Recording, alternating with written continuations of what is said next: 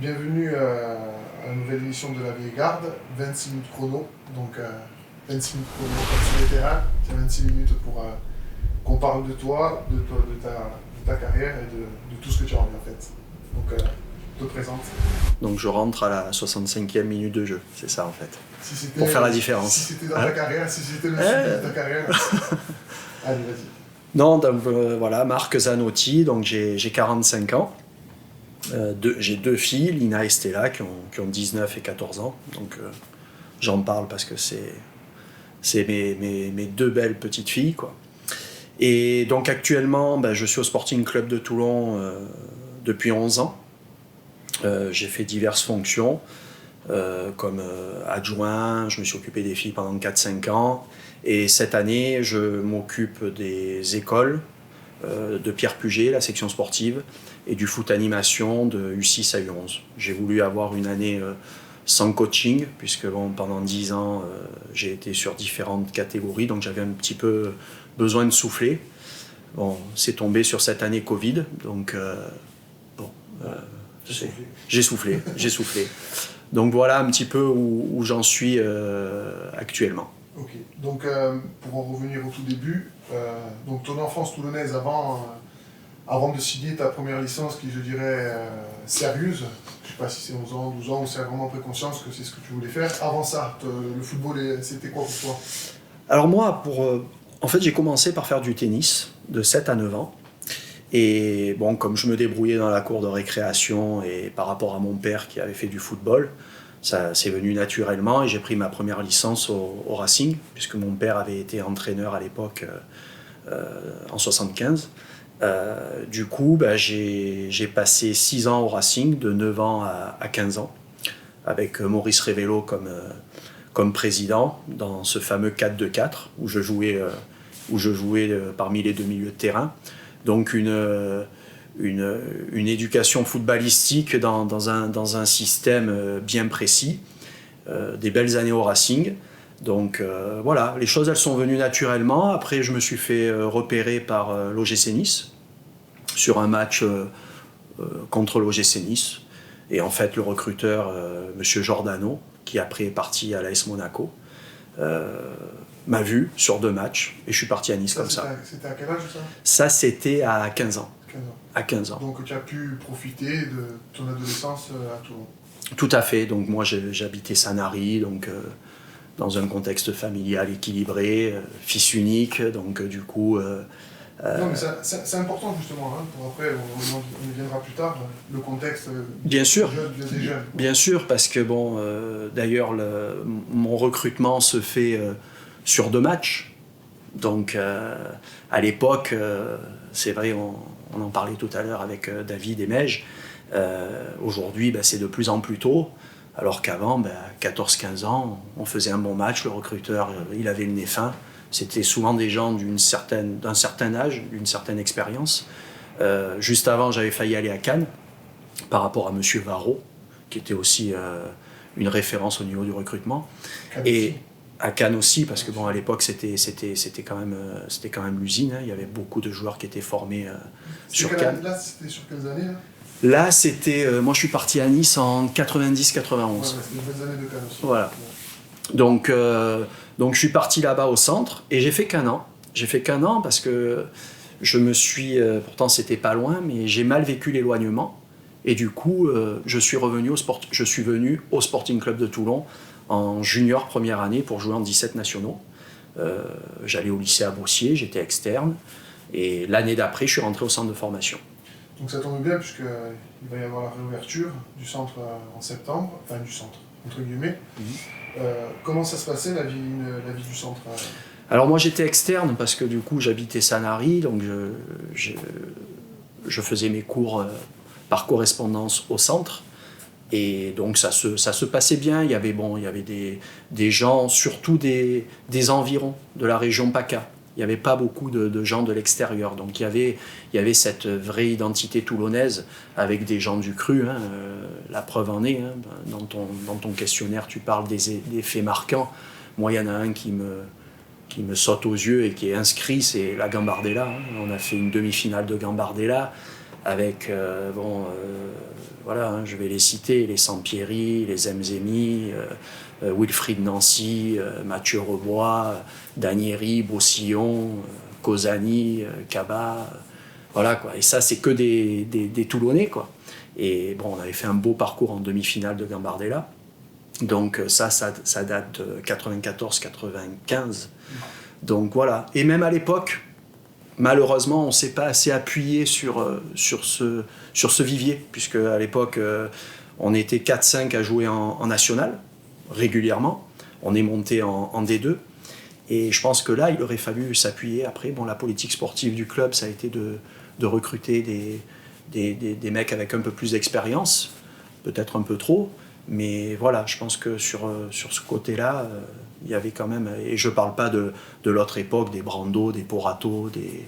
Voilà, je veux dire, il y a eu à un moment donné l'âge doré de la formation toulonnaise, quoi. Donc, Et donc, ton retour, tu joues un peu avec les deux, les jeunes, tout ça, et c'est à quel moment que tu passes En fait, je suis avec Monsieur Dubernay dans cette... Après, j'ai fait avec Monsieur Andrieux aussi en réserve, en National 2, en National 3, avec Eric Vicente aussi, en DH. Donc bon, moi j'ai fait 4 ans au Sporting. Donc j'ai fait toutes les divisions, et à un moment donné, Luigi Alfano m'a vu en réserve et en jeune, et je suis monté avec le groupe. Et j'ai fait 2 ans en national. La première année, je fais une quinzaine de matchs, on se sauve, contre 7, là, le dernier match. Et l'année d'après, il y a cette saison exceptionnelle avec la montée, le 8e de finale en Coupe de France, l'élimination de Bordeaux. Et là encore, une équipe de Toulonnais, quoi. Zingaro, Carvalho, Rabat, Marézu, Coulbeau, Charlet. Bon, voilà, quoi. Après, bon, Moses, Cabezas, quelques joueurs aussi d'expérience, mais toujours ce socle de Toulonnais, quoi. Et même ceux qui venaient de l'extérieur, comme Franck Zingaro, se sont mis dans ce moule toulonnais. On pensait que c'était des Toulonnais, quoi. Donc, voilà. Souvent, quand il y a une équipe qui était performante, les mecs de l'extérieur, c'était des Toulonnais. Voilà, ça devenait des Toulonnais, voilà. C'est vrai, exact. Et François Van den Berg aussi, hein, le regretté François, qui... Voilà, il y avait vraiment... moi, j'avais 20 ans, donc tous ces gars-là avaient 28, 30. Et il y avait ce côté humain, ce côté bande de copains. Et nous, les jeunes, il y avait ce respect, tout ça. Donc c'était vraiment une autre époque, et bon, qui était bien plaisante.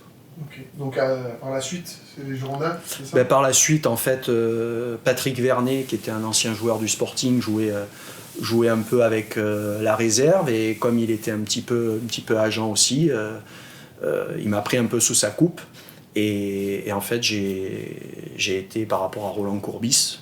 Roland Courbis devait signer à l'OGC Nice. Après, il avait eu ce problème-là hier, là, où il avait pris il y avait eu un accident, donc il n'est pas avec le président de l'île Rousse, je crois. Ouais, avec ses problèmes extra-sportifs. Ouais. Voilà, et du coup, finalement, il a atterri à Bordeaux, et moi, j'ai atterri à Bordeaux en tant que stagiaire. Donc ça, c'est l'année où on monte en D2. Donc moi, je pars en tant que stagiaire pro à Bordeaux. Donc bon, le hasard a fait que j'ai eu le nez fin, parce que j'aurais pu très bien rester à Toulon. Malheureusement, Toulon, derrière, ça a duré que 2 ans, avec les problèmes qu'on sait. Et moi, je suis parti à Bordeaux, je devais reprendre avec la réserve. Courbis me dit, tu reprends avec les pros. Et derrière, tout s'est enchaîné, quoi. Premier match, je suis sur le banc, Papin qui est là. Un rêve d'enfant. Mais en fait, pour en revenir, ça s'est fait naturellement, quoi. J'ai vu la dernière émission, le reportage de Michel Platini sur Canal+, et je me suis retrouvé dans ce qu'il disait. C'est-à-dire qu'avant... on était enfant, on avait vraiment envie de devenir footballeur pour le plaisir de jouer au football, pour cette passion-là. C'est vrai que le football, il a changé, maintenant c'est très médiatisé, il y a beaucoup d'argent, et c'est vrai que je pense que cette réussite fait qu'aussi maintenant les enfants ont envie aussi pour ça d'être footballeurs. Les enfants, tu penses ? Les enfants, les parents, les agents, c'est tout un contexte économique qui a changé. Et voilà, mais après c'est vrai que cette identité, maintenant, on voit beaucoup beaucoup de joueurs changeaient de club très souvent. Même nos jeunes actuellement, bon, moi je sais que j'ai joué au Racing, j'ai eu un club, j'ai joué jusqu'en cadet au Racing pendant 6 ans. Maintenant on voit les jeunes changer très très souvent de club. À 12-13 ans, ils ont déjà fait 3, 4, 5 clubs. Alors c'est dû aussi par rapport au niveau. Il y a des clubs à l'époque, bon, moi je joue au Racing, on jouait contre Sanary, il y avait une réelle opposition. Maintenant, les clubs sont en difficulté et c'est pas évident, quoi. Tu penses, c'est quoi qui a changé par rapport à avant, justement, la société elle-même, le foot Effectivement, je pense que cette réussite sportive, cet argent fait que, voilà, je veux dire, à un moment donné, les parents ont vraiment envie que leur enfant réussisse. Et je pense que c'est avant tout l'enfant, on doit laisser vivre l'enfant. Voilà, s'il doit faire 3-4 ans dans son petit club de village, voilà, il y a le temps, il y a le temps. Je veux dire, moi-même, je suis parti à Nice, j'avais 15 ans, je suis revenu à Toulon, le club était en national et bon, ça ne m'a pas empêché à 20 ans de partir au Girondins et de faire une carrière. Donc voilà, il ne faut pas être pressé et si ça doit se faire, ça se fait, quoi. Donc, Est-ce que tu penses que la réussite d'un enfant, ça peut être dû au contexte familial, rester proche des siens, pas faire peut-être que du foot, justement, parce que tu as dit que tu faisais du tennis au début. Est-ce que c'est pas le préserver un maximum de temps, puisque on sait que si tu as des qualités, de toute façon, à un moment donné ou à un autre, ça ressortira. bien sûr, bien sûr. Je pense que quand on est dans un contexte familial équilibré où on est bien, bon, c'est bien d'y rester. Après, bon, il y a des problèmes des fois géographiques, des enfants qui sont peut-être dans le centre de la France ou dans des régions où il n'y a pas du professionnalisme, et là, ils sont obligés de partir. Donc, ça dépend les situations. Après, c'est vrai que nous, aujourd'hui, on est dans le Var, bon, il y a Monaco, il y a l'OGC Nice, il y a l'Olympique de Marseille. Donc, bon, c'est vrai qu'à l'époque, il y avait le Sporting, il y avait Martigues qui était en D1, il y avait Istres, donc c'est l'AS Cannes, donc ça c'est des clubs qui ont un petit peu disparu de la carte, mais bon, voilà quoi, avant dans la région PACA, il y avait des références, quoi. Bien sûr, ouais, donc ça coïncide au fait que voilà, faut pas être pressé, que l'enfant, il faut qu'il soit bien stable avant de pouvoir espérer, affronter, parce qu'après c'est vers la jungle, là, on le sait, pour réussir. Donc ça serait en fait un conseil que tu donnerais, parce qu'aujourd'hui, entre les agents qui veulent faire croire des choses, et souvent qui ne sont même pas agents et qui n'ont jamais été dans le ballon, ils savent qu'en montant la tête aux parents, eh ben, le parent, l'enfant, parce qu'il est innocent, on le sait, hein, on les voit, eux, je pense qu'ils n'ont pas changé par rapport à l'époque quand tout le monde était enfant.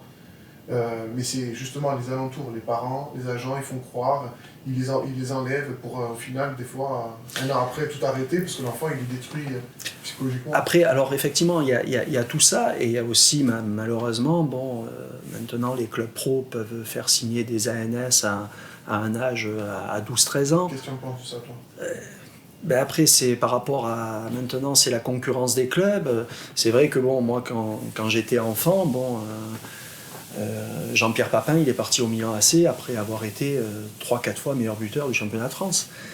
D'avoir prouvé voilà, maintenant on voit des jeunes qui ont jamais joué en pro et qui s'en vont dans des clubs étrangers. Mais malheureusement, bon, c'est l'économie du football qui est comme ça.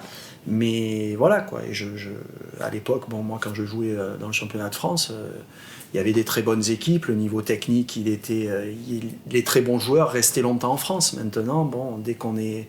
Voilà, il y a l'appât du gain, il y a tout ça qui fait que, bon, notre championnat français devient un petit peu pauvre, mis à part, bon, les grosses cylindrées. Mais avant, voilà, je veux dire, on jouait contre Montpellier, il y avait des très très bons joueurs, quoi.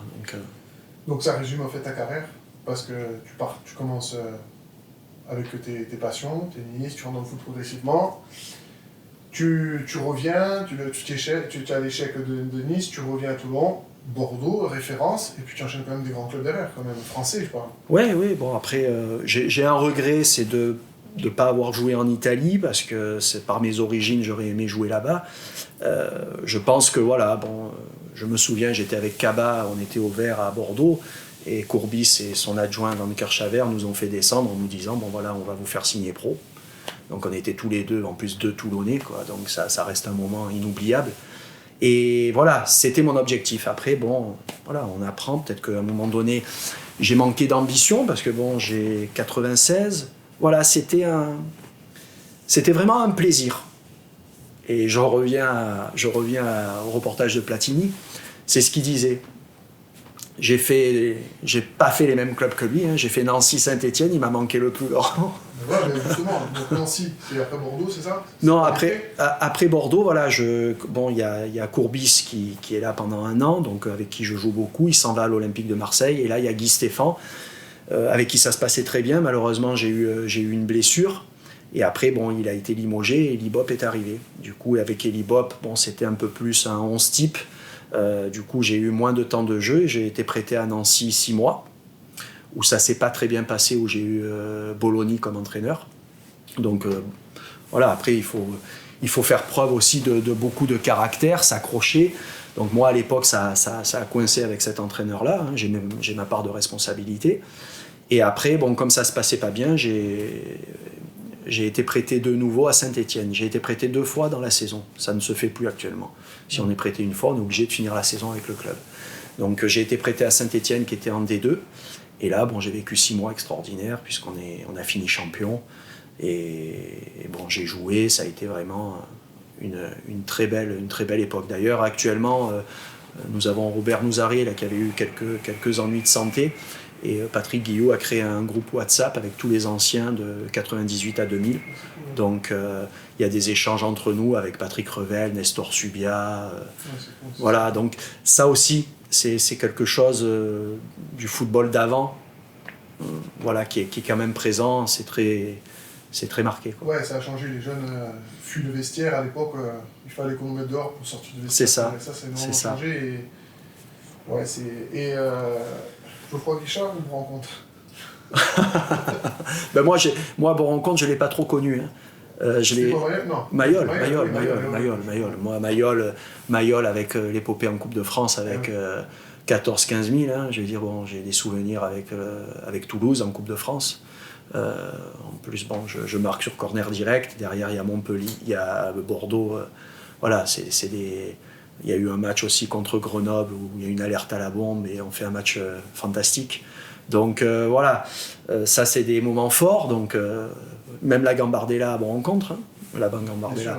Après, Saint-Étienne, Geoffroy Guichard, voilà, 33 000 en D2, voilà. Mais voilà, on le voit encore aujourd'hui avec les supporters toulonnais. Il y a ce côté latin. D'ailleurs, je crois qu'il y a des parrainages avec des clubs italiens. Donc voilà, il y a des tifos. Je veux dire,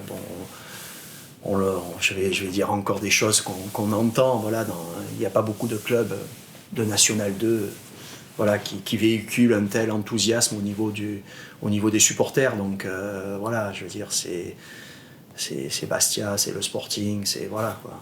Voilà, donc c'est vrai que Geoffroy Guichard, une ferveur. Voilà, c'est des publics stéphanois, lensois, qui sont voilà. Moi, ça, c'est des choses où je me suis bien senti, quoi. Donc la suite, c'est quoi? La suite, je reviens à Bordeaux en prêt. Ah oui, parce que c'était les prêts, ouais. Voilà, parce que l'année où je suis avec Saint-Étienne, on est champion et Bordeaux est champion, avec le but de Feydouno à la dernière journée. Ouais. Donc je devais rester à Saint-Étienne. Finalement, ils ne se sont pas entendus sur l'indemnité de transfert, donc du coup, je suis revenu à Bordeaux. Et là, ça a été une année un peu compliquée, parce que Bordeaux était champion de France, et là, je vous parle d'un Bordeaux avec Mikou, Ziani, Corentin Martins, Lasland, Wiltord, Ramé, voilà, pas le Bordeaux d'aujourd'hui.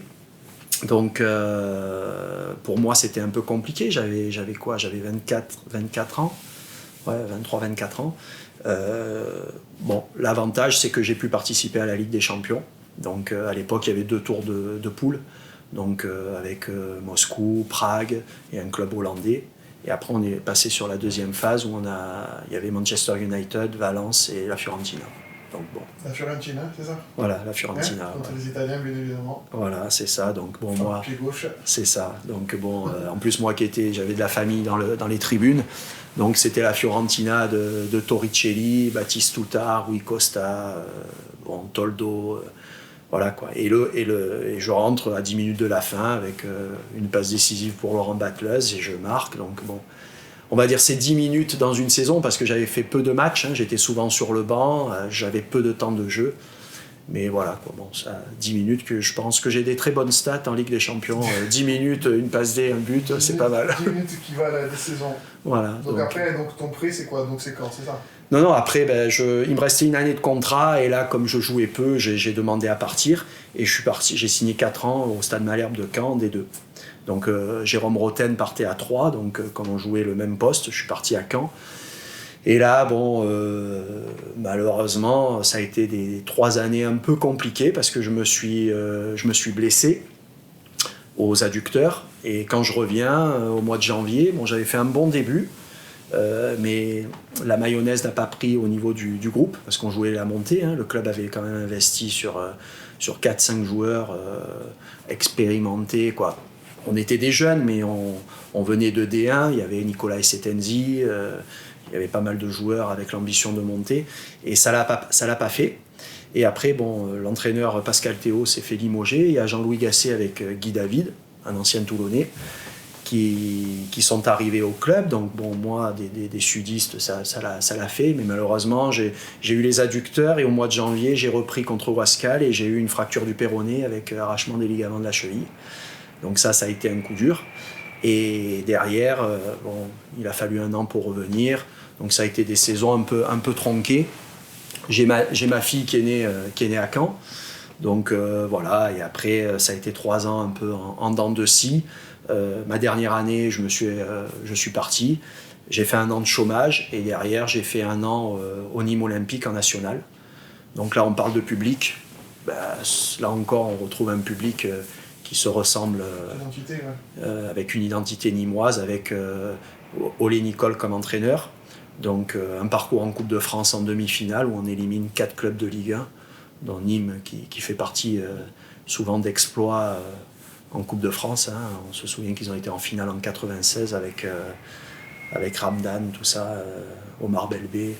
Donc moi c'est la deuxième épopée, donc un très beau moment là, contre Sochaux en quart de finale. On perd 3-1 à 20 minutes de la fin. Là, les Costières tout en rouge, une ambiance d'arène fantastique, et on égalise 3-3, on fait la différence en prolongation, on gagne 4-3 contre le Sochaux de Pedretti, voilà, toute la génération Pierre-Alain Fro, tout ça, donc ça reste un super moment aussi.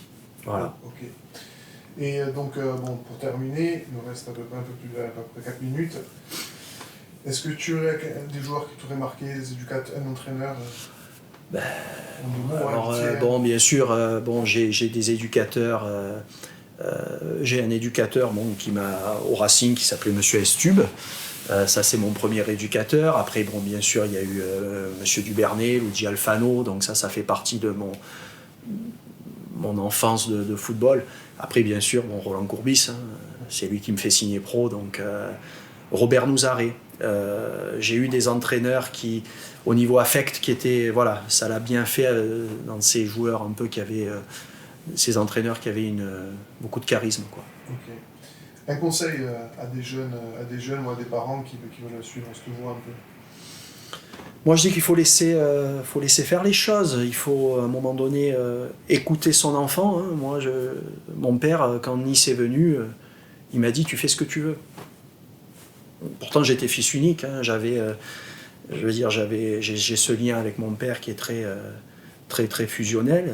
Du coup, ça l'a arraché de voir partir son fils à 15 ans, mais il m'a laissé faire. Et pour moi, ça a été difficile aussi. Et finalement, je suis revenu. Pourtant, j'aurais pu rester, hein, au GC Nice. Je suis revenu. Donc voilà, écouter son enfant, bien sûr, il faut l'encadrer, il faut être là, il faut être présent, mais pas trop le pousser. Les choses, elles se font naturellement. Parce qu'à un moment donné, c'est l'enfant qui va se retrouver dans le centre de formation. Si à un moment donné, c'est pour le pousser, les choses, voilà, effectivement, il y a le pôle espoir. Il y a différents moyens d'y arriver. Donc, moi, effectivement, je ne suis pas passé par un centre de formation classique, hein, parce que je suis venu au Sporting, j'ai joué en DA, j'ai joué en National 2, j'ai joué en National 3. Donc, voilà, et finalement, c'est arrivé à 20 ans. Voilà, donc, voilà, de laisser faire les choses, d'être patient pour les enfants, de garder cette passion, le travail, voilà, d'être assidu aux entraînements et d'avoir cet amour du football, quoi. C'est ce que j'essaie souvent d'expliquer à des parents qui sont dans le questionnement. Quand on a les qualités, donc on va réussir. Et puis il y a beaucoup de pourcentage de jeunes qui réussissent dans le foot aujourd'hui qui ne passent pas par les centres de formation. Donc c'est intéressant à voir maintenant. Est-ce que c'est les centres maintenant qui sont plus à la mode? Parce que maintenant avec tous ces clubs nationaux, tout ça, donc je pense que voilà, c'est une bonne anecdote ce que tu dis, parce que beaucoup de joueurs qui ont réussi, qui ont fait de carrière, ils ne passent plus par les centres.